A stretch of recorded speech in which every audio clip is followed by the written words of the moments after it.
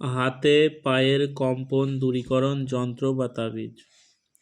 এই যন্ত্রটি খুব ফলপ্রদ একটি যন্ত্র। যন্ত্রটি ব্যবহার করলে হাতে পায়ের কম্পন আস্তে আস্তে সেরে যায়।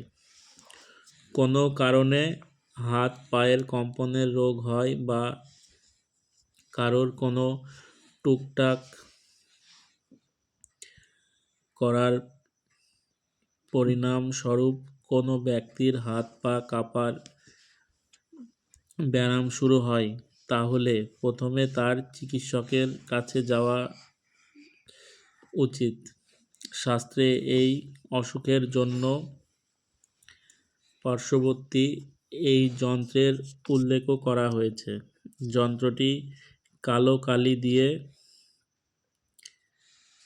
লিখতে হবে সাদা কাগজের ওপরে এবং লেখার পরে তাবিজে ভরে হাতে বাঁধতে হবে।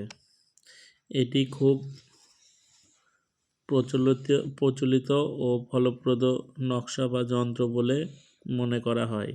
কয়েকদিনের মধ্যেই তার হাত পা কাঁপার সমস্যা দূর হয়ে যাবে বলে মনে করা হয় এই যন্ত্রের প্রভাবে।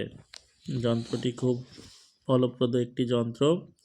আপনারা কালো কালি দিয়ে সাদা কাগজের ওপরে যন্ত্রটি অঙ্কন করে একটি তাবিজে ভরে নেবেন, দিয়ে কালো সুতো দিয়ে হাতে ধারণ করবেন। দেখবেন ধারণ করার কিছু দিন পরেই আপনাদের হাতে পায়ের কম্পন, হাত পা কাঁপা এগুলো আস্তে আস্তে সেরে যাবে।